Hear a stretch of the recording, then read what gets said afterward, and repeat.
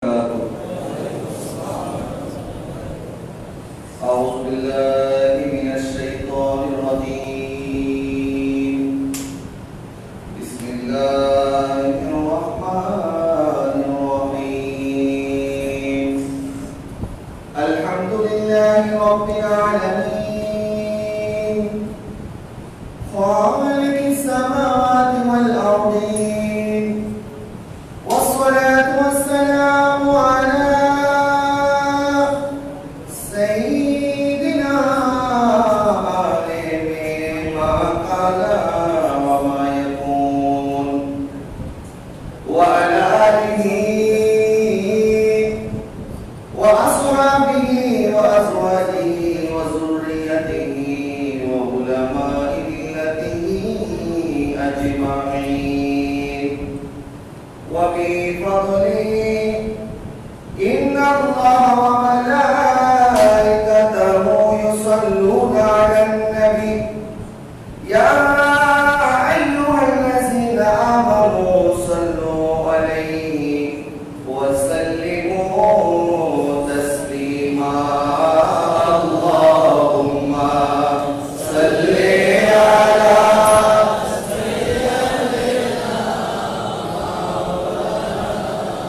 محمد وعلى آل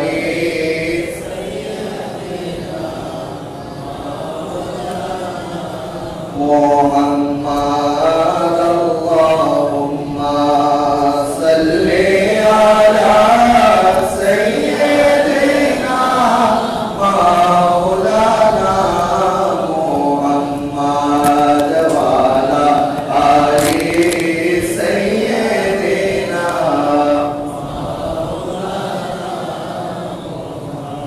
मोहरों मेरे दोस्तारी के की खोटले रबाना कोली जाफाटिया जाएगो शुल्ले से ओ घटना। अल्लाहुम्मा सल्ले ala maulana Muhammad wa ala ali sayyidina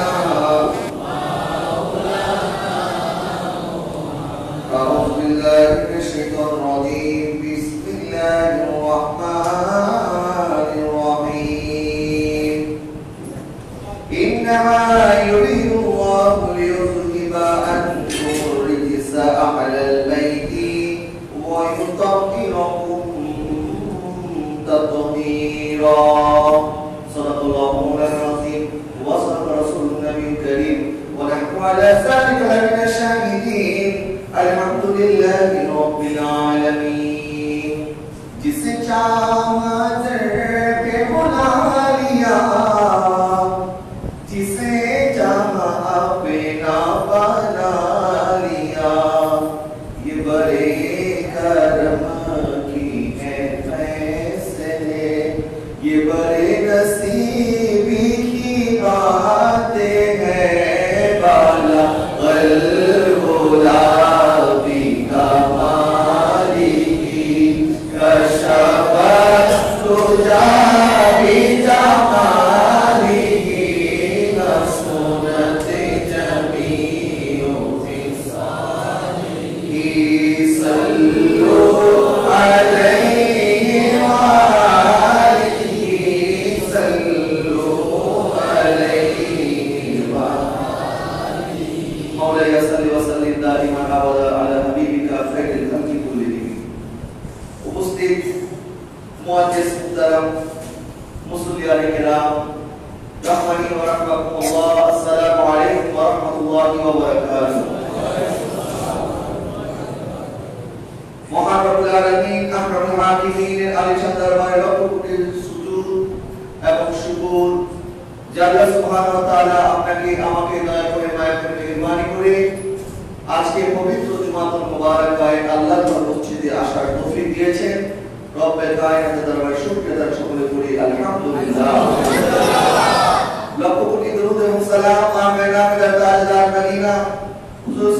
कायनात नबी दो जहां इमामुल अंबिया इमामुल मुरसलीन नबी रहमतुल आलमीन मोहम्मद मुस्तफा अहमद मुस्तफा सल्लल्लाहु अलैहि वसल्लम এর নুরানি কদম মুবারকে লক্ষ কোটি দুরূদ এবং সালাত সালামের হাদিয়া ও সালাম পেশ করছি।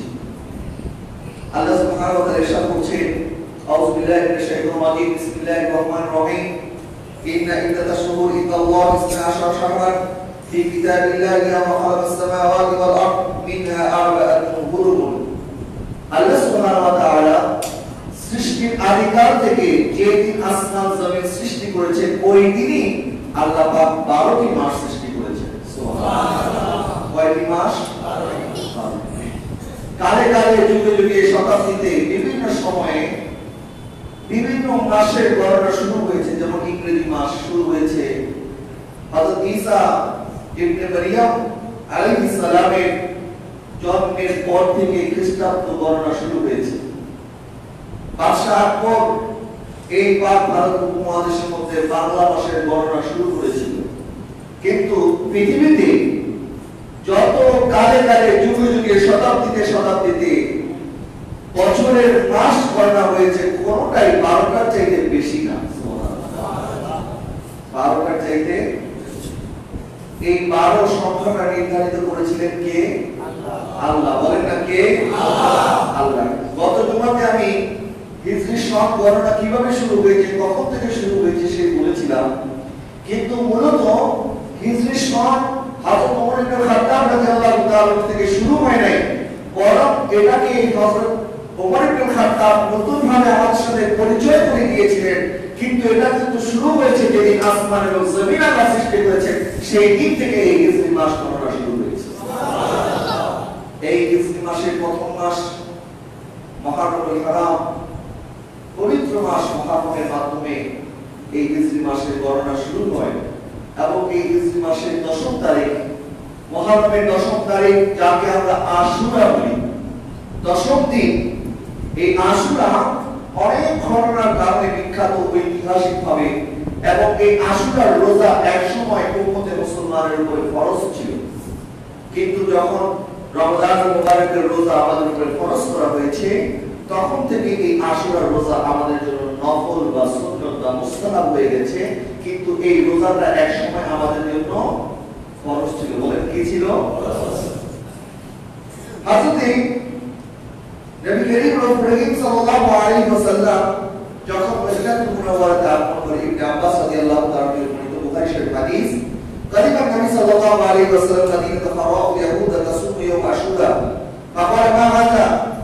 নবী দেখলেন মদিনার ইহুদিরা আশুরা দিন রোজা রাখে। নবী জিজ্ঞেস করলেন এই দিনে তোমরা কেন রোজা রাখো? তারা বলছে হাযা ইয়াউম সালিহ, হাযা ইয়াউম নাজাল্লাহু বনি ইসরাঈল মিন আদুবিহিম ফাসামাহু মূসা। তখন তারা বলছে এই দিন আল্লাহ সুবহানাহু ওয়া তাআলা মূসা আলাইহিস সালাম এবং বনি ইসরাঈলকে ফেরাউনের হাত থেকে নাজাত দিয়েছিল। এই শুকরিয়া আদায় স্বরূপ মূসা আলাইহিস সালাম রোজা রাখতেন, তাই আমরাও রোজা রাখি। সুবহানাল্লাহ। আল্লাহর নিয়ামত প্রাপ্তিতে খুশি হয়ে রোজা রাখা জায়েজ, শুধু জায়েজ নয়, এটা নবী আলাইহিস সালামের সুন্নাত। এই হাদিসে তার প্রমাণ বুখারী শরীফ থেকে বলছি। নবী করিম সাল্লাল্লাহু আলাইহি ওয়াসাল্লাম বলেছেন ফাআনা আহাব্বু বিমূসা মিনকুম ফাসামাহু ওয়া আমরা বিসিয়ামিহি। তখন নবী বলছে ও ইহুদিরা, তোমাদের চাইতে মূসা আলাইহিস সালামের নিকটে আমি বেশি প্রিয়, সে আমার বেশি নিকটে, সুতরাং এই দিনে আমরাও রোজা রাখবো এবং নবী সাহাবাদেরকে রোজা রাখার হুকুম দিলেন। সুবহানাল্লাহ। এবং আরেক হাদিসের মধ্যে এসেছে কান রাসূলুল্লাহ সাল্লাল্লাহু আলাইহি ওয়াসাল্লাম আমরা বিসিয়ামি ওয়া আশুরা ফালাম্মা ফুরিদা রমাদান কানা মান শাআ সামা ওয়া মান শাআ আফতারা। আর যখন রমাদান মুবারক এসে গেল তখন এটা উম্মতের জন্য নফল হয়ে গেছে। নবীজি বলছে এখন তোমাদের উপরে এই রোজা রাখাটা ফরজ নয়, যেহেতু রমজান মাসে তোমাদের উপর রোজা রাখা ফরজ, সুতরাং এই আশুরা রোজা এটা তোমাদের জন্য নফল করা হয়েছে। রাসূল করিম সাল্লাল্লাহু আলাইহি ওয়াসাল্লাম বলেন আফদালু সিয়ামি বা'দা রমাদান শাহরুল্লাহি মুহররম। রমাদান মুবারকের পরে সবচেয়ে আল্লাহর কাছে প্রিয় রোজা হচ্ছে আশুরা রোজা। সুবহানাল্লাহ। সুতরাং আশুরা দিনে আমরা রোজা রাখবো 10 মুহররম। এবং নবী সাল্লাল্লাহু আলাইহি ওয়াসাল্লাম আশুরার রোজা রাখার ব্যাপারে নবীজি হুকুম করেছেন আশুরা রোজা রাখার জন্য। সাহাবায়ে কেরাম আলোচনা করেন, হুজুর এই দিন তো ইহুদিরা এই দিনকে তাজিম করে, ভক্তি করে, শ্রদ্ধা করে, সুতরাং আমাদের আমলটা যদি তাদের সাথে মিলে যায় কেমন হয়? তখন নবীজি বলছেন, সুমু ইয়াউম আশুরা ওয়া খালিফু ফিহা ইয়াহুদা ওয়া সুমু ক্বাবলা ইয়াউমান ইয়ামান। তোমরা আশুরার দিন রোজা রাখো, কিন্তু ইহুদিদের খেলাফ করো, বরং আশুরার রোজার সাথে সাথে তার আগে অথবা পরে আরেক দিন করে অতিরিক্ত রোজা রাখো। অর্থাৎ 2 দিন, হয়তো 10ই মুহররম, 11ই মুহররম, অথবা 9ই মুহররম, 10ই মুহররম, এইভাবে আগে পরে মিলিয়ে 2 দিন রোজা রাখার কথা বলছেন, যেন ইহুদিদের মুখালিফ হয়, ইহুদিদের বিপরীত হয়। আল্লাহ সুবহানাহু ওয়া তাআলা যেন আমাদেরকে আশুরা রোজা পালন করার তৌফিক দান করেন, সকলে বলি আমিন। এই আশুরা এত বিখ্যাত কেন, ঐতিহাসিক কেন, এর এত বরকত ফজিলত কেন? কারণ এই আশুরা দিনে অনেক ঘটনা ঘটেছে। তার মধ্যে একটা হচ্ছে আল্লাহ সুবহানাহু ওয়া তাআলা এই দিন আসমান জমিন সৃষ্টি করেছেন। আল্লাহ সুবহানাহু ওয়া তাআলা এই দিন আদম আলাইহিস সালামকে সৃষ্টি করেছেন। এই দিন দুনিয়াতে ওনাকে পাঠিয়েছেন। এই দিন ওনার তওবা কবুল করেছেন। হযরত নূহ আলাইহিস সালামের কিশতি এই দিন নাজাত পেয়েছিল, এবং এই দিন জুদি পাহাড়ের মধ্যে নূহ আলাইহিস সালামের কিশতি অবতরণ করেছিল। এই দিন দাউদ আলাইহিস সালামের তওবা কবুল হয়েছিল, এবং সুলাইমান আলাইহিস সালামের ছিনিয়ে নেওয়া রাজত্ব আল্লাহ সুবহানাহু ওয়া তাআলা ফিরিয়ে দিয়েছিলেন। আইয়ুব আলাইহিস সালামকে এই দিন আল্লাহ সুবহানাহু ওয়া তাআলা রোগ মুক্তি দান করেছেন। হযরত ইউনূস আলাইহিস সালামকে আল্লাহ সুবহানাহু ওয়া তাআলা মাছের পেট থেকে মুক্ত করেছেন। হযরত ঈসা আলাইহিস সালামকে আল্লাহ সুবহানাহু ওয়া তাআলা এই দিনে চতুর্থ আসমানে তুলে নিয়েছেন। এই দিনে হযরত ইব্রাহিম আলাইহিস সালামের জন্ম লাভ করেছিলেন, এবং এই দিন নমরুদ হযরত ইব্রাহিম আলাইহিস সালামকে ওই আগুনের মধ্যে নিক্ষেপ করেছিল, এবং আল্লাহ সুবহানাহু ওয়া তাআলা ওই আগুনের কুণ্ডলীকে ফুলের বাগানে পরিণত করে দিয়েছেন। সুবহানাল্লাহ। শুধু তাই নয়, এই দিনে আল্লাহ সুবহানাহু ওয়া তাআলা আরো অসংখ্য ঘটনা ঘটেছে, এবং সর্বশেষ 61 হিজরি 10 মুহররম আমার নবীর আওলাদে পাক, যাকে নবী বলেছেন সাইয়্যিদুশ শাবাব আহলিল জান্নাহ, হাসান এবং হুসাইন রাদিয়াল্লাহু তাআলা আনহুকে আমার নবী জান্নাতের যুবকদের সরদার ঘোষণা করেছেন। যে হাসান এবং হুসাইন রাদিয়াল্লাহু তাআলা আনহু আমার নবীর কোল মুবারকের মধ্যে খেলতেন, বুক মুবারকের মধ্যে খেলতেন। শুধু তাই নয়, ইমাম হাসান এবং হুসাইন যখন তৃষ্ণার্ত হতেন, আমার নবী নিজের লাল মুবারক, নিজের জিহ্বা মুবারক তাদের মুখে ঢুকিয়ে দিতেন, এবং তারা চুষে চুষে সেখান থেকে তৃষ্ণা নিবারণ করতেন। কত আদর করতেন নবীজি ইমাম এবং হাসান এবং ইমাম হুসাইন রাদিয়াল্লাহু তাআলা আনহুকে। আজকে আমরা সেই ঐতিহাসিক কারবালার ঘটনা, এবং আমার নবী কেমন তাদেরকে মহব্বত করতেন, কেমন আদর করতেন, এবং কি জুলুম নির্যাতন তাদের সাথে হয়েছিল, সৃষ্টির আদিকাল থেকে এই পর্যন্ত এমন জুলুম, এমন নির্যাতন, এমন অকথ্য ভাষায়, এমন অকথ্যভাবে জুলুম না কারো পরিবারের প্রতি হয়েছে, না কোনো ব্যক্তির প্রতি হয়েছে, এবং কিয়ামত পর্যন্ত না কারোর সাথে হবে। এমন নির্মমতা, নিষ্ঠুরতা, এমন জুলুম, অত্যাচার কারবালার ময়দানে সেদিন সংঘটিত হয়েছিল। সেই দিনও ছিল 10ই মুহররম। কি ছিল 10ই মুহররম? আল্লাহ সুবহানাহু ওয়া তাআলা ওই আওলাদে রাসূলদের মহব্বত আমাদের নসিব করে, সকলে বলি আমিন। যারা হাজরিন, দুঃখ লাগে আমরা আহলে বাইত সাল্লাল্লাহু আলাইহি ওয়াসাল্লামকে আমাদের আলোচনার চ্যাপ্টার থেকে বাদ দিয়ে দিয়েছি। আমাদের আলোচনার মধ্যে আহলে বাইত সাল্লাল্লাহু আলাইহি ওয়াসাল্লামের মর্যাদা, মর্তবা, তাদের শান, আজমত, তাদের কুরবানি আমাদের আলোচনার মধ্যে কম আসে। এটা আপনারা আমার সাথে স্বীকার করেন বা না করেন, কিন্তু এই উম্মতে মুহাম্মাদের জন্য খানদানে মুস্তাফা, আমার নবীর আওলাদের যে এই কুরবানি যদি না হতো, আজকে মসজিদের মিম্বারে আযান হতো না, মসজিদের মধ্যে নামাজ হতো না, আজকে নামাজ বন্ধ হয়ে যেত। কারণ ইয়াজিদ বাবা তাবালাউন যে ব্যক্তি হারামকে হালাল বলেছিল, নাউযুবিল্লাহ, মদ ইসলামে হারাম, কিন্তু এই ইয়াজিদ ছিল মদ্যপায়ী। এই ইয়াজিদ কি ছিল বলেন না, কি ছিল? মদ্যপায়ী ছিল। আপনাদের বলতে ভয় লাগছে? আমি দলিল সহকারে আল বিদায়া ওয়ান নিহায়া ইবনে কাসির সহ অসংখ্য তারিখের কিতাবের মধ্যে আমি আপনাদেরকে দলিল দিতে পারবো ইয়াজিদের ব্যাপারে, এবং আহলে ইলম যারা আছেন তাদের কি রায় ইয়াজিদের ব্যাপারে। ইয়াজিদ মদ্যপায়ী ছিল, ইয়াজিদ জিনা করছিল, ইয়াজিদ শরাবী ছিল, এবং ইসলামে যে সমস্ত নারীদেরকে বিবাহ বন্ধন যাদের সাথে হারাম করা হয়েছিল, আমল বংশ আরো যাদের সাথে বিবাহ বন্ধন হারাম, এদিন তাদেরকে বিবাহ বন্ধন হালাল ঘোষণা করেছিল। শুধু তাই নয়, মসজিদে নববীতে 3 দিন পর্যন্ত আযান ইকামত বন্ধ ছিল। মিম্বারে রাসূল সাল্লাল্লাহু আলাইহি ওয়াসাল্লাম যেখানে দাঁড়িয়ে আমার নবীজি মিম্বারে খুতবা দিতেন, ওই মিম্বারে গরু, গাধা, উট এবং ঘোড়া তাদেরকে বেঁধে রাখা হয়েছিল। তাদের প্রস্রাব পায়খানা দিয়ে সেই জায়গা নাপাক হয়ে গিয়েছিল। 3 দিন 3 রাত মসজিদে নববীতে আযান ইকামত নামাজ সব বন্ধ ছিল। এইগুলি সমস্ত কাজ ইজিদের নির্দেশে হয়েছে। এবং যারা বলে এজিদ নির্দোষ, এজিদ কোন অন্যায় কাজ করে নাই, তাদের কাছে প্রশ্ন যে ইবনে জিয়াদ, উবাইদুল্লাহ ইবনে জিয়াদ ইমাম হুসাইন রাদিয়াল্লাহু তাআলাকে সপরিবারে শহীদ করেছিল, এজিদ কি তার বিরুদ্ধে কোনো অ্যাকশন নিয়েছিল? কোন প্রতিশোধ নিয়েছিল? তাকে কোনো তিরস্কার করেছিল? না, করে নাই।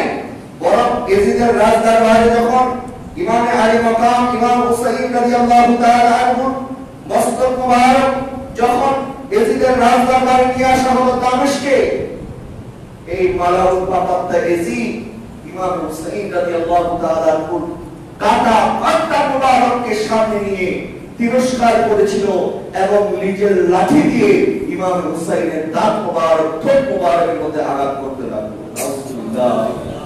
এক সাহাবী দাঁড়িয়ে ছিলেন, হযরত যায়েদ ইবনে আরকাম রাদিয়াল্লাহু তাআলা আনহু। উনি এই বেয়াদবি বরদাশত করতে পারছেন না। উনি বলছেন, হে ইয়াজিদ, তুমি আল্লাহকে ভয় করো। খোদার কসম করে বলছি, আমি দেখেছি আমার নবী রাহমাতুল লিল আলামিন এই ঠোঁট মুবারকে অসংখ্যবার চুমু খেয়েছে। খবরদার এই ঠোঁট মুবারকে আরেকটা বার আঘাত করিও না। ইয়াজিদ রেগে গেল, বলছে, এই বুড়া, বেশি কথা বলিও না, তোমার গর্দান উড়িয়ে দেব।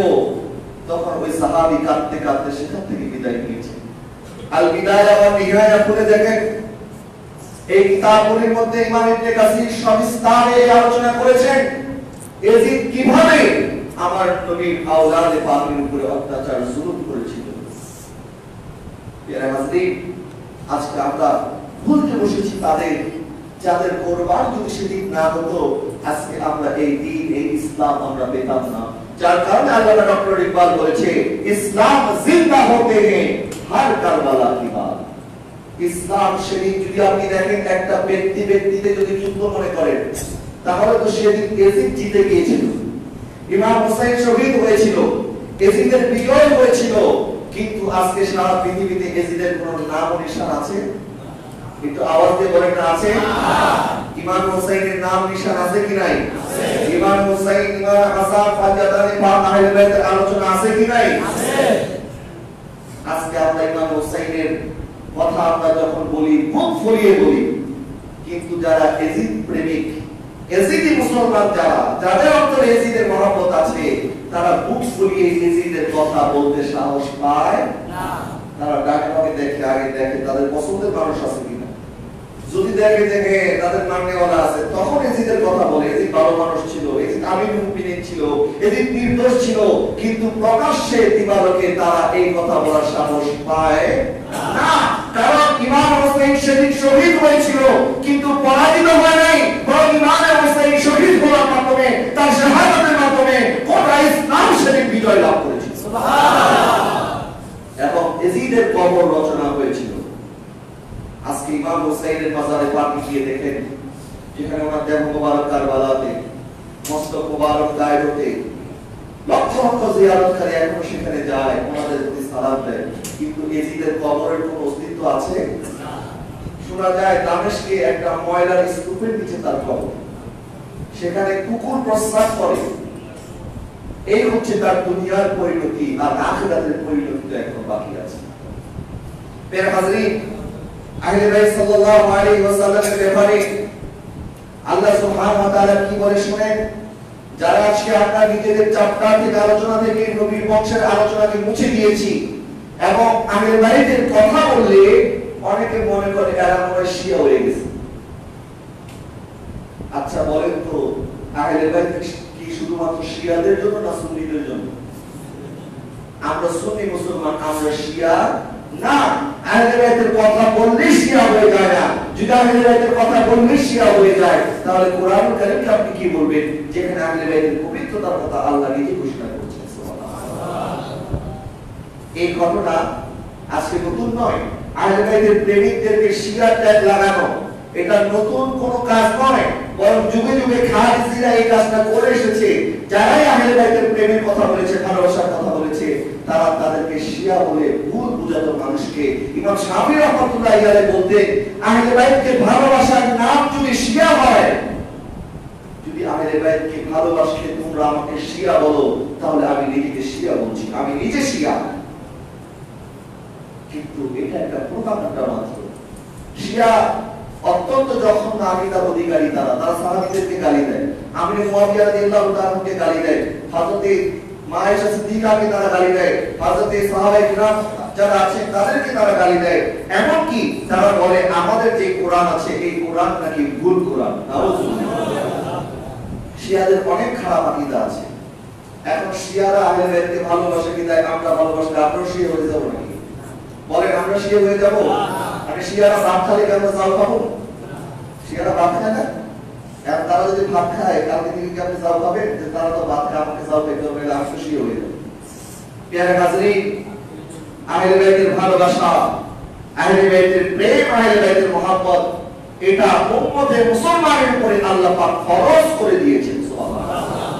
কি করা হয়েছে? ফরজ করা হয়েছে। বলেন কি করা হয়েছে?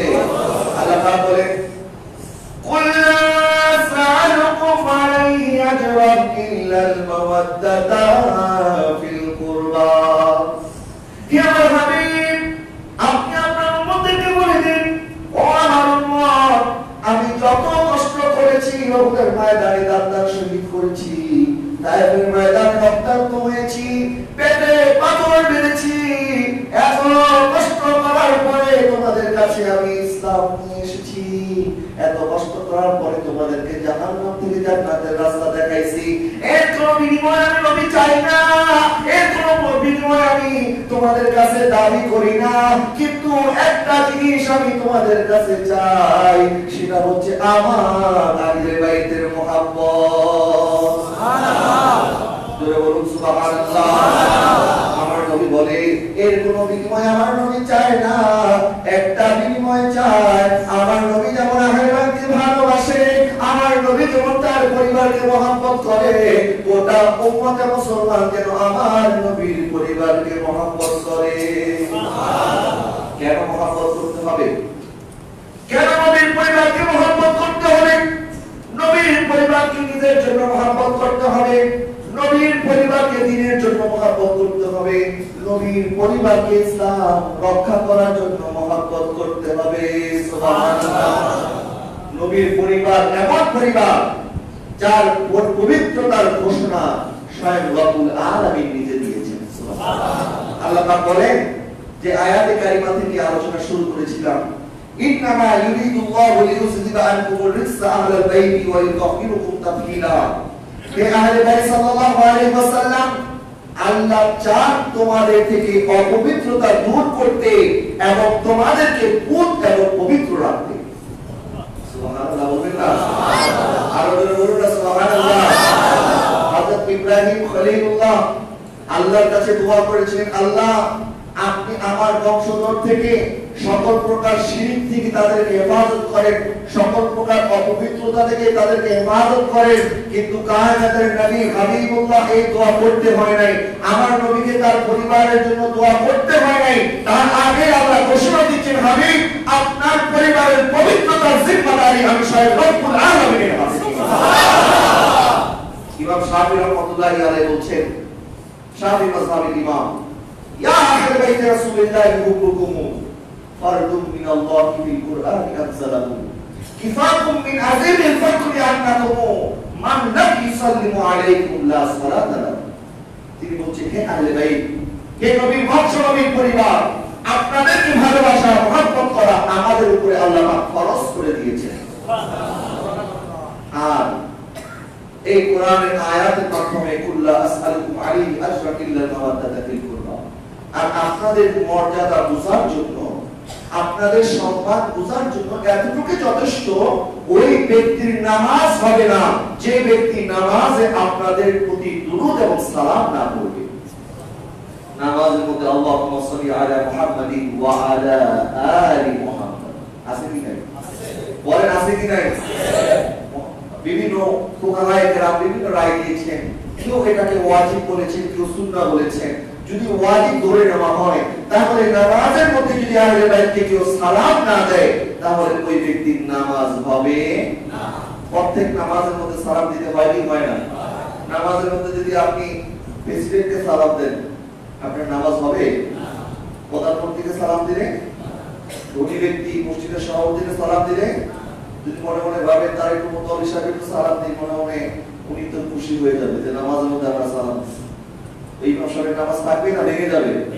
নামাজ বাতিল হয়ে যাবে, কিন্তু যে নামাজের মধ্যে আহলে বাইতের প্রতি সালাম নাই, ওই নামাজও ভেঙে যাবে। এই জন্য আমরা বলি নবীজির বংশ নামাজের অংশ। পরে নবীজির বংশ যে নামাজে আহলে বাইতের প্রতি সালাম নাই, দুরূদ নাই, ওই নামাজ আর নামাজ হবে না। প্রিয় হাজরিন, ইমামে আলী মাকাম হচ্ছে পবিত্র। আর এইদিকে যখন এজিদ খবর পাঠালো তার খলিফা মদিনার গভর্নর ওয়ালিদ ইবনে উকবাকে যে যাও ইমাম হুসাইন থেকে আবার বায়াত গ্রহণ করো, সে যখন ক্ষমতায় আরোহণ করলো, আর ইমাম হুসাইন যখন দেখলো যে এজিদ সে অপবিত্র, কারণ তার হাতে মদের শরাবের বোতল থাকে সব সময়, সে বেনামাজি নিয়মিত নামাজ তলব করত এবং ব্যভিচারে লিপ্ত থাকতো, সে তো অপবিত্র, তার হাতে আমি কিভাবে বায়াত দিতে পারি?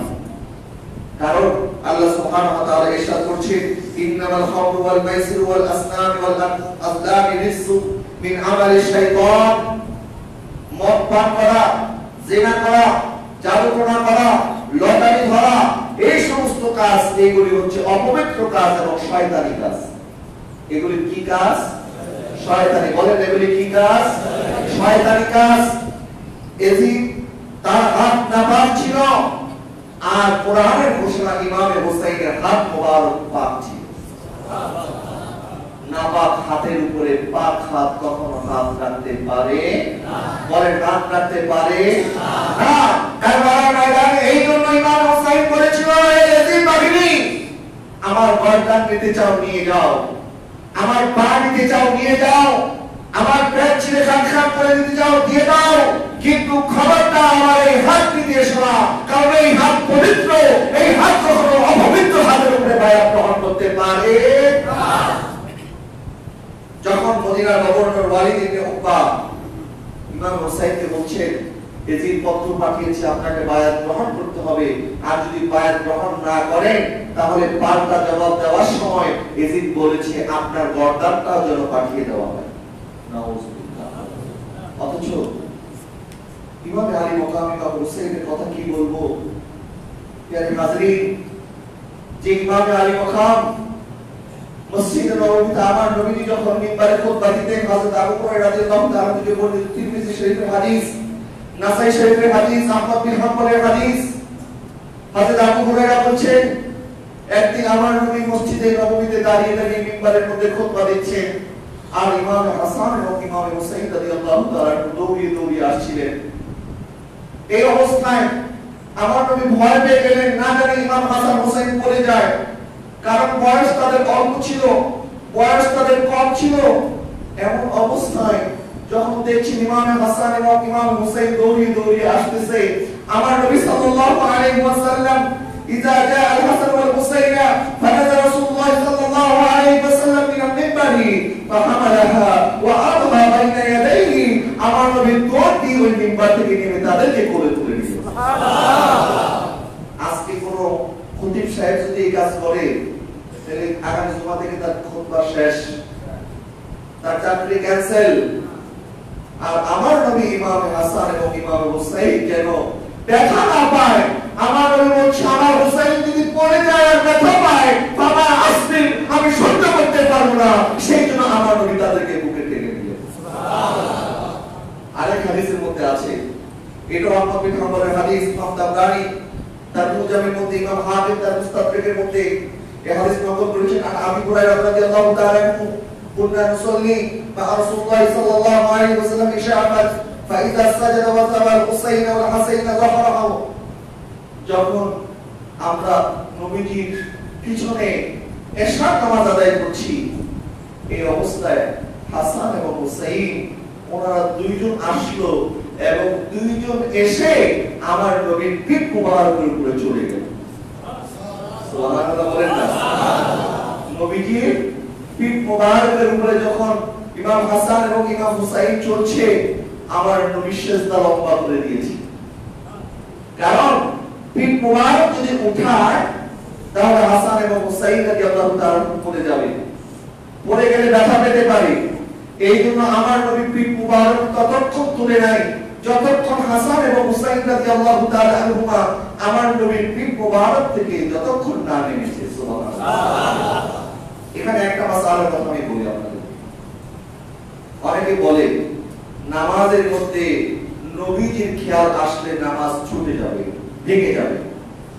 আবার অনেকে কিতাবের মধ্যে এটাও লিখেছে নামাজের মধ্যে নবীর খেয়াল আসার চাইতে গরু গাদার খেয়াল আসা উত্তম। কারা লিখেছে এটা আমি এখন বলবো না, কিতাব আছে আমার কাছে, দেখাতে পারবো যারা এই ধরনের কথা লিখেছে। এই হাদিসে পাক থেকে আমি একটি দলিল আপনাদেরকে দিতে চাই। নবীজি যে নামাজের মধ্যে সিজদা লম্বা করলেন, নবী তো সিজদা দিয়েছেন আল্লাহর জন্য, একদিকে সুবহান রাব্বিয়াল আলা সুবহান রাব্বিয়াল আলা, আরেক দিকে পিছে ইমাম হাসান হোসেন বসে আছে, তাদের খেয়াল নবীর অন্তরে। কথা বলে ঠিক না? নবী তাদের খেয়াল করে না নামাজের মধ্যে? তাদের খেয়াল যে তারা পিঠ থেকে নামতেছে কি নামতেছে না, নামতেছে কি নামতেছে না। যখন নেমেছেন নবী মাথা মোবারক উত্তোলন করেছে, এমন কি এত লম্বা সিজদা হয়েছে, সাহাবায়ে কেরাম পিছন থেকে মনে মনে ভাবতে লাগছিলেন হয়তো নবীজি আমাদের কাছ থেকে বিদায় নিয়েছে। এত লম্বা সিজদা নবীজি দিয়েছেন, কিন্তু মনে মনে খেয়াল ছিল একদিকে আল্লাহর সিজদা, আরেকদিকে ইমাম হাসান এবং ইমাম হুসাইনের খেয়াল, যে তারা আমার পিঠে আছে, পড়ে গেলে ব্যথা পেয়ে যেতে পারে।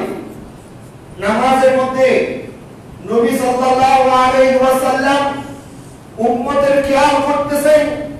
ইমাম হাসান ইমাম হুসাইন ওরা হচ্ছে নবীজির উম্মত। নবীজি যদি নামাজের মধ্যে উম্মতের খেয়াল করতে পারে, অবশ্যই উম্মত নামাজের মধ্যে নবীর খেয়াল করতে পারে কি পারে না? তবে নামাজ কার জন্য? বলেন কার জন্য? ইন্নী ওয়াজ্জাহতু ওয়াজহিয়া লিল্লাযী ফাতারাস সামাওয়াতি ওয়াল আরদি হানিফা ওয়া মা আনা মিনাল, আমরা আল্লাহর দিকে আমাদের চেহারাকে ঘুরিয়ে রেখেছি, আমরা আল্লাহর সামনে দাঁড়িয়ে আছি। অবশ্যই অবশ্যই আমরা নামাজে ইবাদত বলতে কি আল্লাহর দিকেই করব, কিন্তু যখন দুরূদ শরীফ পড়ব আল্লাহুম্মা সাল্লি আলা মুহাম্মাদিন ওয়া আলা আলি মুহাম্মাদ, তখন কার অন্তরে যদি নবীর খেয়াল এসে যায়, এই কথা বলার সুযোগ নাই, তার নামাজ বাতিল হয়ে যায়। আসতে পারে কি পারে না? নবীর নাম যখন আসে নবীর প্রতি খেয়াল আসতে পারে, কিন্তু এর মানে এই নয় আপনি নবীর খেয়াল করে নামাজ পড়বেন না, এটা ঠিক নয়। কিন্তু যদি নবীর খেয়াল আসে নামাজ বাতিল হয়ে যাবে, এই কথাটা ভুল, এই আকীদা ভুল, এই মেসেজটা ভুল। নামাজের মধ্যে নবীর খেয়াল আসলে নামাজ বাতিল হবে না। আমার এক হাদিস আছে বুখারী মুসলিমের, যে নামাজের মধ্যে হযরতে আবু বকর সিদ্দিক দেখছেন পিছনে নবী চলে এসেছেন, উনি নিজের কাতার ছেড়ে দিয়েছিলেন। আরেক হাদিসে আছে যেদিন নবী সাল্লাল্লাহু আলাইহি ওয়াসাল্লাম ইন্তেকাল করছেন, সেই দিনের ঘটনা। হযরত আবু বকর সিদ্দিক নামাজ পড়ছেন, নবীর হুজরা মুবারক থেকে যখন পর্দা মুবারক সরালেন, সাহাবায়ে কেরাম নামাজের মধ্যে নবীজি সাল্লাল্লাহু আলাইহি ওয়াসাল্লাম দিকে তাকিয়ে রইলেন। সুবহানাল্লাহ। কিন্তু তাদের নামাজ ভেঙেছিল?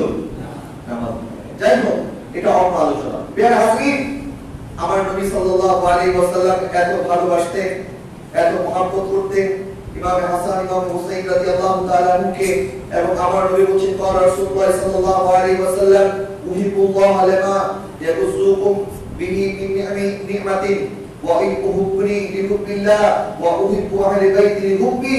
নবী বলেন তোমরা আল্লাহকে ভালোবাসো, আল্লাহ তোমাদেরকে এত নাজ এবং নিয়ামত দিয়েছে, এবং আমি নবীকে ভালোবাসি আল্লাহর কারণে, এবং আমার আহলে বাইতকে ভালোবাসো আমি নবীজির কারণে।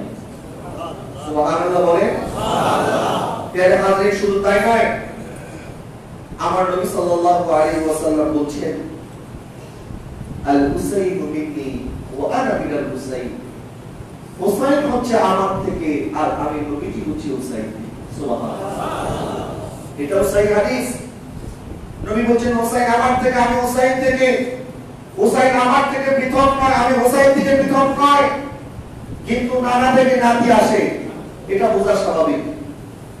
কিন্তু নাতি থেকে নানা কিভাবে আসলো? হুসাইন থেকে নবীজি কিভাবে হলো? হুসাইন হচ্ছে নবীজি থেকে, কিন্তু নবীজি হুসাইন থেকে কিভাবে? এর দুইটা অর্থ হতে পারে। একটা অর্থ হচ্ছে হযরত আবু বকর সিদ্দিক রাদিয়াল্লাহু তাআলা বলছেন, হাসান এবং হুসাইন রাদিয়াল্লাহু তাআলা হুমা তাদের উদ্দেশ্য করে বলছেন, হে হাসান এবং হুসাইন, তোমাদেরকে দেখতে তো তোমার বাবার মতো মনে হয় না, তোমাদের চেহারা বেশভূষা কোনটাই হযরত আলী রাদিয়াল্লাহু তাআলার মতো লাগে না, বরং হাসান রাদিয়াল্লাহু তাআলাকে দেখতে অবিকল, ওনার কোমর থেকে ওনার মাথা মোবারক পর্যন্ত অবিকল আমার নবীজির মতো দেখা যাচ্ছে। সুবহানাল্লাহ। এবং হুসাইন রাদিয়াল্লাহু তাআলাকে আমার নবীজির কোমর মোবারক থেকে পা মোবারকের অবিকল ইমাম হুসাইনকে দেখা যায়। সুবহানাল্লাহ। একটি অর্থ এরকম হতে পারে।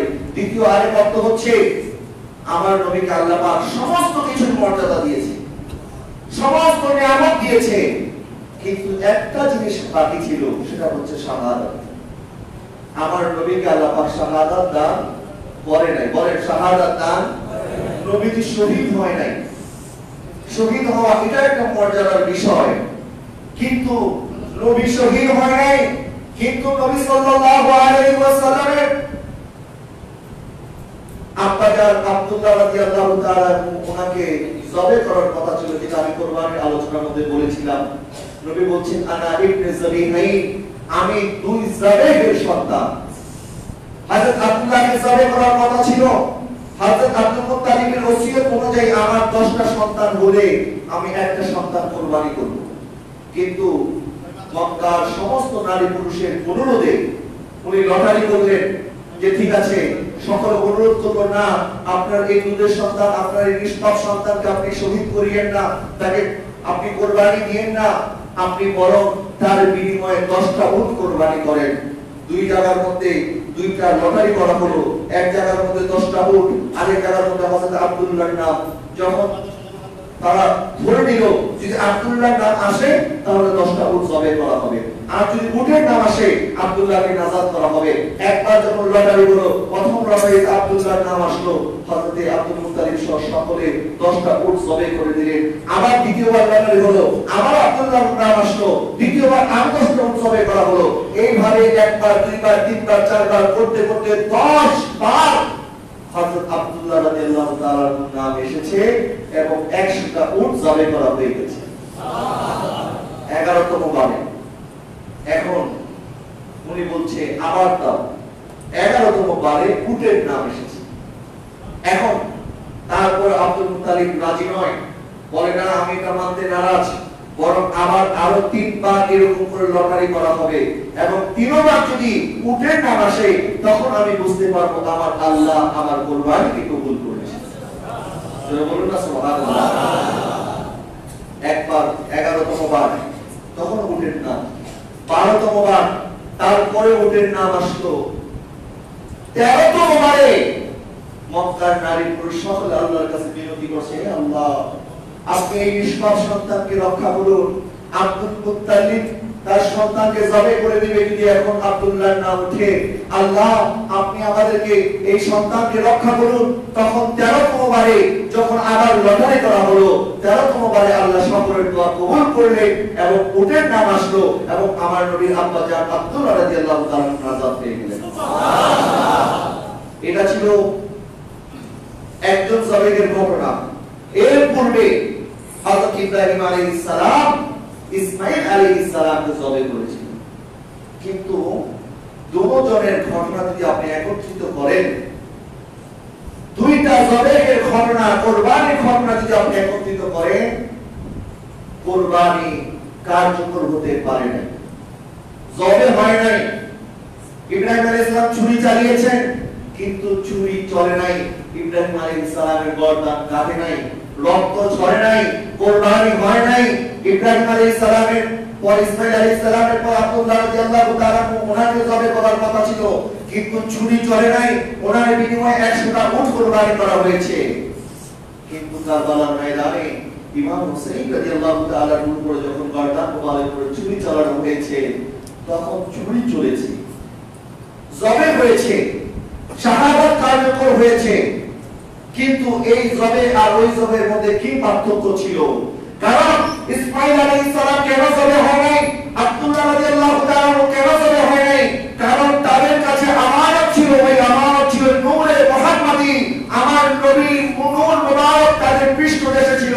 কারণ তাদের বংশ দিয়ে আমার নবী আগমন করবে এবং এই ইসলামের আলো সারা পৃথিবীতে ছড়িয়ে পড়বে। সুবহানাল্লাহ।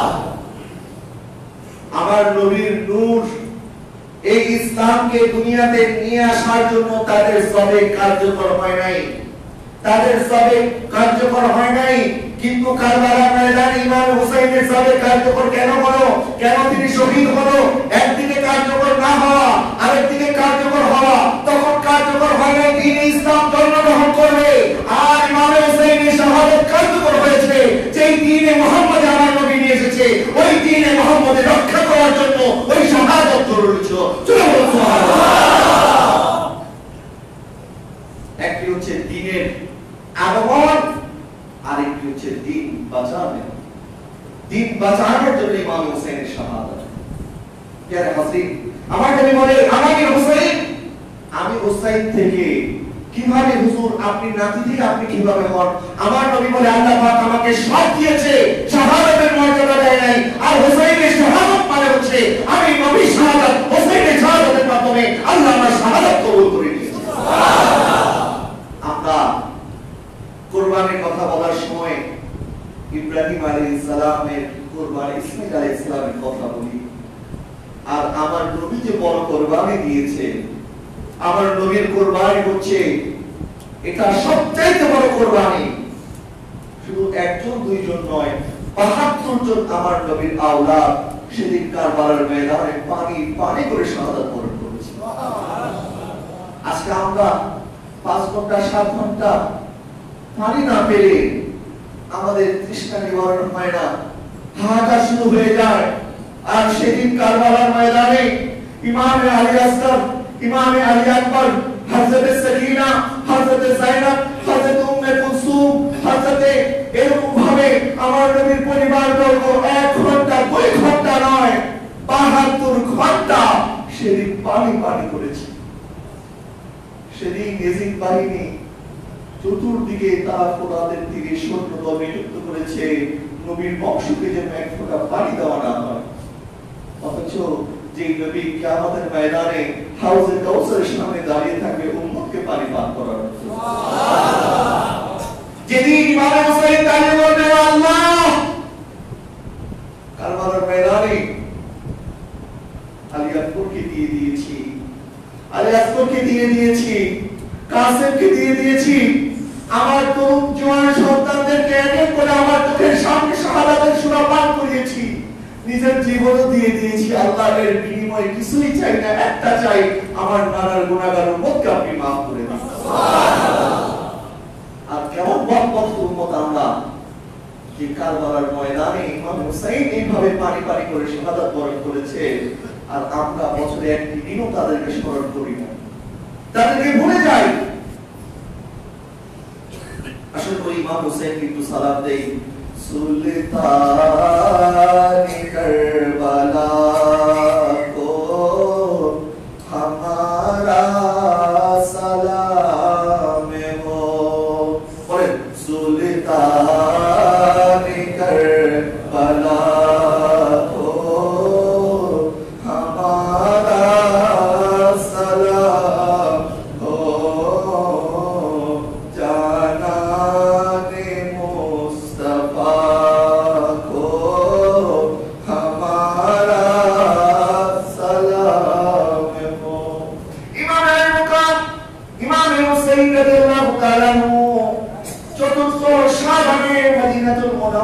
রওনা করলেন মক্কা মুকাররমার দিকে, কারণ এই জায়গা তার জন্য নিরাপদ নয়। ওয়ালিদ ইবনে উকবা ঘোষণা করে দিয়েছে ইমাম হুসাইন যদি ইয়াজিদের হাতে বায়াত গ্রহণ না করে ইমামে হুসাইনকে শহীদ করে ফেলবে। ভাই আমার মুসলমানে কেরাম, যারা হজে যান 8 দিন মদিনাতুল মুনাওয়ারা থাকার পরে মদিনাতুল মুনাওয়ারা থেকে যখন ফেরার সময় হয়, আশিকে রাসূল তাদের অন্তর খান হয়ে যায়। তারা মদিনাতুল মুনাওয়ারা থেকে আপন দেশে ফিরতে চায় না। আর আমার হুসাইন যেদিকে বড় হয়েছে, যেই নানার কদম মুবারকে বড় হয়েছে, মসজিদে নববীতে নামাজ আদায় করেছে, 50 বছর কাটিয়ে দিয়েছে, ওই মদিনাতুল মুনাওয়ারা থেকে এজিদ বাহিনীর নির্যাতনের হাত থেকে বাঁচার জন্য ইমাম হুসাইন রওনা হয়ে গেছে। আমার হুসাইন রাদিয়াল্লাহু তাআলা 10 রমাদান মক্কাতুল মুকাররমার মধ্যে যখন আসলো, কুফা থেকে এক এক করে চিঠি আসতে লাগলো, হুসাইন আপনি কুফাতে চলে আসেন, কুফা আসলে পরে আমরা আপনার হাতে বায়াত গ্রহণ করব, এজিদের বিরুদ্ধে আমরা যুদ্ধ করব। আর যদি আপনি না আসেন, কাল কিয়ামতের ময়দানে আপনার নানার সামনে আমরা বিচার দেব। ইয়া রাসূলুল্লাহ, ইয়া হাবিবাল্লাহ, আমরা ইমাম হুসাইনকে আমরা ডেকেছিলাম, তিনি আসে নাই, সেদিন কিয়ামতের ময়দানে আপনাকে আমরা আসামির কাজ দাঁড় করাবো।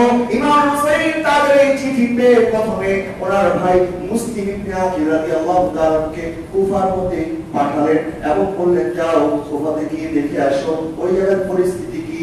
ইমাম মুসলিম ইবনে আকিল রাদিয়াল্লাহু তাআলা আনহু ওনার দুই শাহজাদা ইমাম মুহাম্মদ এবং ইমাম ইব্রাহিমকে নিয়ে মদিনায় মুনাওয়ারা থেকে মক্কাতুল মুকাররমা থেকে কুফার উদ্দেশ্যে গমন করলেন। বেরহাসি কুফায় যখন গমন করলেন, ওই কুফার মধ্যে তখন কবর দিচ্ছিল নোমান ইবনে বশীর। ইমাম হুসাইন রাদিয়াল্লাহু তাআলা প্রতিনিধিকে পেয়ে কুফাবাসী আনন্দে আত্মহারা হয়ে গেল। সকলে হযরত ইমাম মুসলিম রাদিয়াল্লাহু তাআলা ওনাদের বায়াত গ্রহণ করলো। এই দিক থেকে নোমান ইবনে বশীর যখন এই কোনো প্রতিবাদ করে নাই, তখন ওই জায়গার মধ্যে আব্দুল্লাহ ইবনে হাজরামি, আম্মার ইবনে উকবা, ওমর ইবনে সাদ, এই তিনজন এজিদ বাহিনীর সৈন্য, তারা এজিদের কাছে পত্র লিখলো, ও আমিরুল মুমিনিন, ও এজিদ ইবনে মুয়াবিয়া, এই কুফার মধ্যে ইমাম হুসাইনের একজন প্রতিনিধি এসেছে, যার সাথে সবাই বায়াত গ্রহণ করেছে। এই মুহূর্তে যদি আপনি গভর্নর পরিবর্তন না করেন, তাহলে পরিণতি বেশি ভালো হবে না। তখন এজিদ মালাউন এজিদ উবাইদুল্লাহ ইবনে জিয়াদকে মসজিদ থেকে কুফার মধ্যে নিযুক্ত করলেন, যেন ইমাম হুসাইনের নাম যারা নেবে তাদেরকে যেন শহীদ করা হয়। নাউজুবিল্লাহ, সবাই বলেন না নাউজুবিল্লাহ। আবার আমি আজকে 5টা মিনিট অতিরিক্ত আপনাদের কাছে চেয়ে নিচ্ছি, আপনাদের কোনো আপত্তি আছে? ইমাম হুসাইনের আলোচনা আমাদের করা দরকার আছে কি নাই? এই ঘটনাগুলো আমাদের জানা দরকার আছে কি নাই? সময় যেহেতু সংক্ষিপ্ত, অল্প অল্প করে আমি মূল ঘটনাটা আপনাদের সামনে তুলে ধরার চেষ্টা করছি। প্রিয় হাজরিন, হযরত মুসলিম ইবনে আকিল রাদিয়াল্লাহু তাআলা আনহুর হাতে যখন বায়াত গ্রহণ করা শুরু হলো, তখন এজিদের মাথা গরম হয়ে গেল। সেখানে উবাইদুল্লাহ ইবনে জিয়াদকে পাঠানো হলো এবং উবাইদুল্লাহ ইবনে জিয়াদ ঘোষণা করলো, যারা মুসলিম ইবনে আকিলকে সহযোগিতা করবে সকলকে হত্যা করা হবে। নাউজুবিল্লাহ। মুসলিম ইবনে আকিল দেখলেন অল্প সময় পরিস্থিতি পরিবর্তন হয়ে গেছে, বড় বড় নেতাদেরকে গৃহবন্দী করা হয়েছে। মুসলিম বিন আকিল যখন নামাজের মধ্যে দাঁড়ালেন, ওনার পিছনে 500-600 কুফাবাসী ছিল। নামাজ শেষ করার পরে দেখেন ওনার পিছনে কেউ নাই, সবাই ভয় পেয়ে গেল, এমন আতঙ্কিত হলো। অবস্থা যখন পরিবর্তন হলো, হযরত মুসলিম বিন আকিলকে ইবনে জিয়াদ তার কারাগারে নিক্ষেপ করা হলো এবং তিনাকেও শহীদ করে দিল। ইন্না লিল্লাহি ওয়া ইন্না ইলাইহি রাজিউন।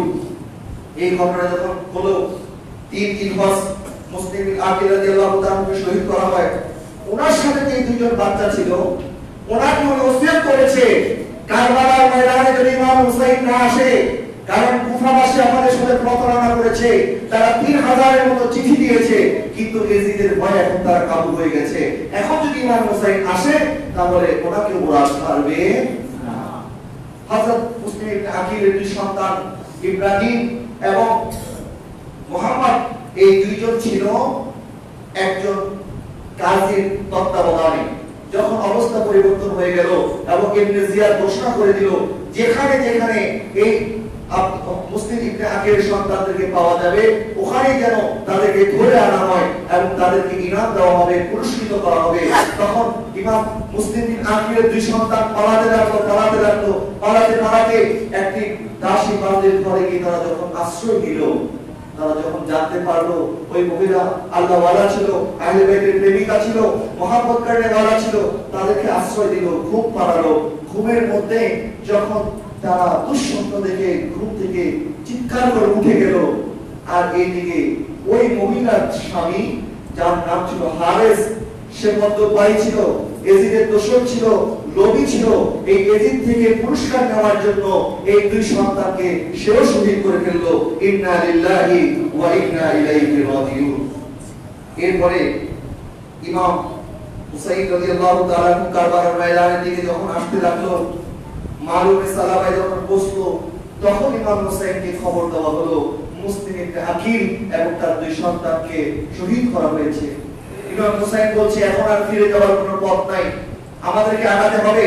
এদিক দিয়ে হুর ইবনে ইয়াজিদের নেতৃত্বে 1000 সৈন্য ইয়াজিদ পাঠিয়ে দিল ইমাম হুসাইনকে আবদ্ধ করার জন্য, আটকানোর জন্য, যেখানে আছে সেখানে রাখার জন্য। এমনকি এমন জায়গায় যেন তাদেরকে নিয়ে যাওয়া হয় যার সীমানায় পানি পাওয়া না যায়। নাউযুবিল্লাহ। হুর ইবনে ইয়াজিদ ইমাম হুসাইনকে নিয়ে এমন জায়গায় নিয়ে গেল যে জায়গার মধ্যে পানির কোনো নাম নিশান ছিল না। ইমাম হুসাইন জিজ্ঞেস করছে এই জায়গার নাম কি? তখন ওই জায়গার লোকেরা বলছে এই জায়গার নাম হচ্ছে কারবালা। ইমাম হুসাইন বলছে আমার নানা যা বলেছে সত্য বলেছে, এটাই আমার সেই জায়গা যেখানে আমাকে শহীদ করা হবে, যে জায়গার রক্তে আমার এই জায়গার জমিন আমার রক্তে রঞ্জিত হবে। ইমাম হুসাইন বলছে সবাই তাবু কাটিয়ে ফেলো।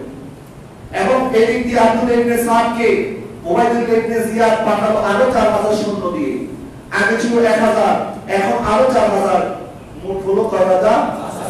এই 5000 সৈন্য যখন সেখানে চলে আসলো, ইমাম হুসাইন তাবু গাড়লেন এবং বললেন আমার সাথে সঙ্গে সাথী যারা আছো তোমরা শোনো, যারা চাও আমার কাছ থেকে বিদায় নেওয়ার জন্য আমি তোমাদেরকে ইজাজত দিচ্ছি, রুখসত দিচ্ছি, তোমরা আমাকে ছেড়ে চলে যেতে পারো। তখন বিভিন্ন কাফিরা যারা ইমাম হুসাইনের সাথে এসেছিল এক এক করে তারা চলে যায়, কিন্তু সর্বশেষ ইমাম হুসাইনের সাথে ওই আহলে বাইতের 82 জন সদস্য থেকে যায়। সুবহানাল্লাহ। ওরা ছিল কয়জন? 82 জন। পরে কয়জন? আর অপর দিকে ছিল কয়জন? 5000। এখন ওবাইদুল্লাহ ইবনে সাদ ইমাম হুসাইনের কাছে যখন আসলো, ইমাম হুসাইন বলছে আমি তোমাকে 3টা প্রস্তাব দিচ্ছি। এক, আমাকে মদিনায়ে মুনাওয়ারাতে সসম্মানে ফিরে যাওয়ার ব্যবস্থা করে দাও, আমি যেখান থেকে এসেছি সেখানে ফেরত যেতে চাই। 2, আমাকে এমন কোন জায়গায় নিয়ে যাও যে জায়গা থেকে আমি যেন আর ফিরে না আসতে পারি, বরং আমি সেখানে গিয়ে আমার বংশধর যারা আছে, পরিবার পরিজন যারা আছে তাদের নিয়ে নিরাপদে আমি সেখানে বসবাস করব। তোমাদের সাথে আমি কোনো দ্বন্দ্ব করতে চাই না। আর 3, আমাকে তোমরা এজিদের কাছে নিয়ে যাও, এজিদের সাথে কথা বলে আমি সমস্যার সমাধান করব। যেমনটি হযরত আমির মুয়াবিয়ার সাথে হযরত ইমাম হাসান রাদিয়াল্লাহু তাআলা সুলহ করেছিলেন, সন্ধি করেছিলেন, আমি এজিদের সাথে এরকম একটা সন্ধি করতে চাই। এই 3টা প্রস্তাব ইমাম হুসাইন দিলেন সুলহ করার জন্য, যেন রক্তপাত না হয়, মুসলমান ভাই ভাই যেন যুদ্ধ না হয়। কিন্তু এই আব্দুল্লাহ ইবনে সাদ যখন ইবনে জিয়াদের কাছে এই পত্র লিখলেন, ইমাম হুসাইনের পক্ষ থেকে এই 3টা প্রস্তাব দেওয়া হয়েছে। আব্দুল্লাহ ইবনে ওবাইদুল্লাহ ইবনে জিয়াদ এই পত্র দেখে রাগান্বিত হয়ে গেল এবং আব্দুল্লাহ ইবনে সাদকে তিরস্কার করে বলল, এই সাদ, তোমাকে তো ইমাম হুসাইনের দালালি করার জন্য পাঠাই নাই, তুমি যদি তার হাত থেকে বায়াত গ্রহণ করতে না পারো তাহলে তাকে সমূলে তুমি ধ্বংস করে দাও। নাউযুবিল্লাহ। যখন ফাইনাল মেসেজ চলে আসলো যে এজিদের হাতে বায়াত না হলে ইমাম হুসাইনকে শহীদ করা হবে, এই পত্র যখন আসলো, ইবনে জিয়াদ আরো সৈন্য পাঠালেন 17000। কয় হাজার? এখন বলো কয় হাজার? 22000 সৈন্য একদিকে, ইমামে আলী মাকাম ইমাম হুসাইনের তাবুতে মাত্র 82 জন। সন্ধ্যা নেমে আসলো, 9 মুহররম মাগরিব নামাজ আদায় করলেন ইমাম হুসাইন। পরিবার বর্গ যারা ছিলেন তাদেরকে ডাকলেন, বললেন হে আহলে বাইত, হে নবীর বংশ, আমি দেখতে পাচ্ছি কাউকে তারা আমাদের কাউকে তারা রাখবে না, সকলকে শহীদ করে দেবে। তোমরা যারা চাও আজকে রাতের অন্ধকারে তোমরা আমাকে ছেড়ে চলে যেতে পারো, আমার কোনো আপত্তি থাকবে না। ইমাম হোসেন বলছে তাবুর সমস্ত লাইটগুলি, আলোগুলি, বাতিগুলি নিভিয়ে দেওয়া হোক, রাতের অন্ধকারে তোমরা চলে যাও। আহলে সদস্য তারা ছিল সকলের সমস্ত আওয়াজে এক আওয়াজ বলছিল, ইমাম হোসেন আমরা যদি ফিরে যাওয়ার হতাম মদিনার পার থেকে আপনার সাথে আমরা আসতাম না।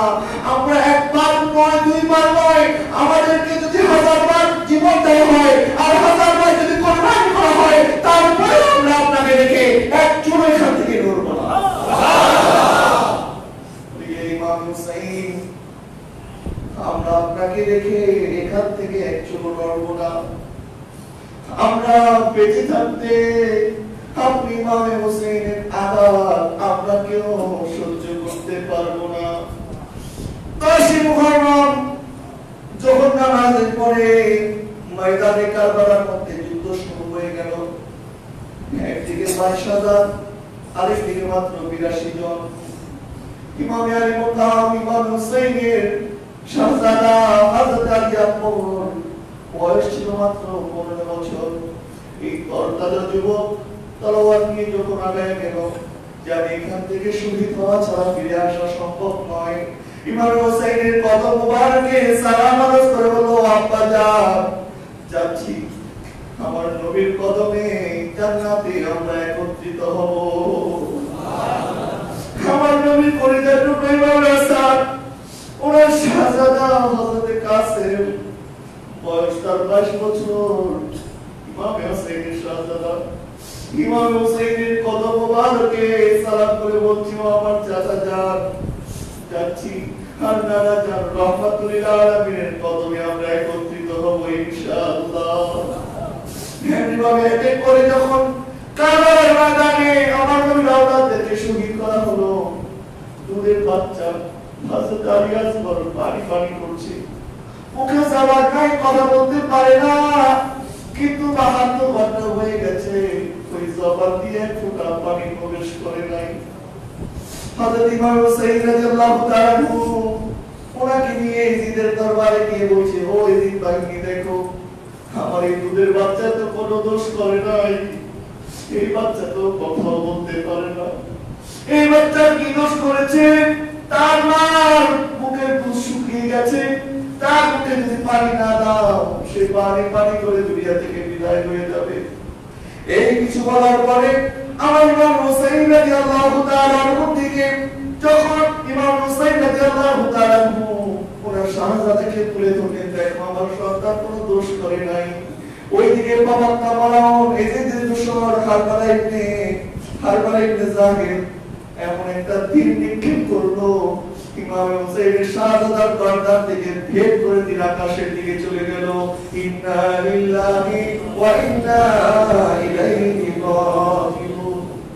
এখানে শেষ নয়, ইমাম হুসাইন রাদিয়াল্লাহু তাআলা বলছেন, ও এদিন বাহিনী শোনো, আমি তো সেই নানার নাতি, যে নানার কালেমা পড়ে তোমরা মুসলমান হয়েছো, যে নামাজের মধ্যে আমি ইমাম হুসাইন আহলে বাইতকে তোমরা সালাম দাও, আমি তো সেই আহলে বাইতের সদস্য। আমার হাতে তোমরা তোমাদের হাতকে রক্তে রঞ্জিত করিও না। কিন্তু ইমাম হুসাইন রাদিয়াল্লাহু তাআলা যখন কোরআনের দৌড় দিলেন, এদিকে তাবুর মধ্যে হাহাকার পড়ে গেল। ইমাম হুসাইন রাদিয়াল্লাহু তাআলা তাবুর মধ্যে সকলে অপেক্ষায় আছে, এক এক করে যুবকরা চলে গেছে, সন্তানরা চলে গেছে। ইমাম হুসাইন যদি চলে যায় তাদের কি হবে? ইমাম হুসাইন ঘোড়া নিয়ে যখন দৌড় দিল, চতুর্দিক দিকে এমন ভাবে তীর নিক্ষেপ করা হলো, আমার ইমাম হুসাইনের দেহ মোবারকের ভিতরে 113টা তীর এসে মিলে গেল। 113টা তীর বিদার পর শেষ হয় নাই, ওই ইয়াজিদ বাহিনী এসে আমার ইমাম হুসাইনের দেহ মোবারকের মধ্যে খন্দর চালাইতে থাকলো। 13 বার খন্দর দিয়ে আমার ইমাম হুসাইনের দেহ মোবারক কেটে দেওয়া হলো। ইমাম হুসাইন রাদিয়াল্লাহু তাআলা মুশরিকদের মধ্যে চলে গেলেন, বললেন, ও আমার আল্লাহ, আমার আলী আকবরের কুরবানি কবুল করো, আলী আকবরের কুরবানি কবুল করো। আমার কাফের কোরবানি কবুল করো, আর আমার নানার নাজাতের জন্য আমি হোসেইনের কোরবানি কবুল করো। শেষ অবস্থায় ইমাম হোসেইন রাদিয়াল্লাহু তাআলা শাহাদাত বরণ করলেন। ইন্না লিল্লাহি ওয়া ইন্না ইলাইহি রাজিউন। এখানে শেষ নয়, এই বাবারটা বাড়াও এজিদের নিষ্ঠুরতা, নির্মমতা, জুলুম এখানে শেষ নয়, বরং হুকুম করা হয়েছে ইমাম হোসেইনের দেহ মুবারকের উপরে যেন ঘোড়া দৌড় দেওয়া হয়। নাউযুবিল্লাহ।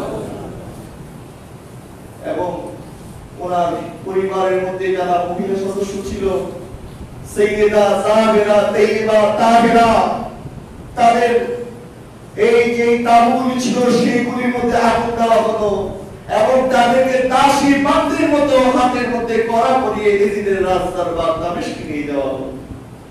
এত নিষ্ঠুরতা, নির্মমতা ইমাম হোসেইনের পরিবার আহলে বাইত সহ্য করেছে। এর কোন বিনিময় হবে না, একটা বিনিময় তারা নেবে, কিয়ামতের ময়দানে তারা বলবে, আল্লাহ আমাদের এই কোরবানির বিনিময়ে আমার নানার গুনাহগার উম্মতকে আপনি মাফ করে দেন। আল্লাহ সুবহানাহু ওয়া তাআলা যেন এই ইমাম হোসেইনের মহব্বত আমাদের প্রত্যেকের অন্তরে পয়দা করে দেয়। সকলে বলি আমিন। আহলে বাইতকে ভালোবাসার তৌফিক দান করে সকলে বলি আমিন। আহলে বাইত যেমন কোরবানি দিয়েছে তাদের মতো আমাদেরকে যেন আল্লাহ পাক কোরবানি করার তৌফিক দান করে আমিন। একটি দাওয়াত দিচ্ছি এই মাহে মুহররমের পবিত্র শাহাদায়ে কারবালার স্মরণে আগামী 11ই সেপ্টেম্বর বুধবার জাতীয় মসজিদ বাইতুল মুকাররমে আন্তর্জাতিক শাহাদাতে কারবালা মাহফিল অনুষ্ঠিত হবে ইসলামিক ফাউন্ডেশনের ব্যবস্থাপনায়। আপনাদের সকলের দাওয়াত দিচ্ছি। সেখানে দুইজন মহান হাস্তি উপস্থিত হবে। ওনারা দুইজনই ইমাম হোসেইনের বংশধর। সুবহানাল্লাহ। একজন ইরাক থেকে আসবে, বাগদাদ শরীফের খলিফা হযরত শেখ আফিউদ্দিন আল জিলানী মুতাজিলুল আলী। আরেকজন আসবে ভারত থেকে, মাহমুদ আশরাফ আল আশরাফি আল জিলানী। ওনারা দুইজন ইমাম হাসান এবং ইমাম হুসাইনের বংশধর। সেখানে ওনাদের জিয়ারত আমরা করব, ওনাদের মূল্যবান বয়ান আমরা শুনব। আগামী বুধবার বাদ আসর থেকে বাইতুল মুকাররমে আপনাদের সেখানে সকলের দাওয়াত দিচ্ছি। আল্লাহ সুবহানাহু ওয়া তাআলা কবুল করুক। আমিন। ওয়া আখিরু দাওয়ানা আলহামদুলিল্লাহি।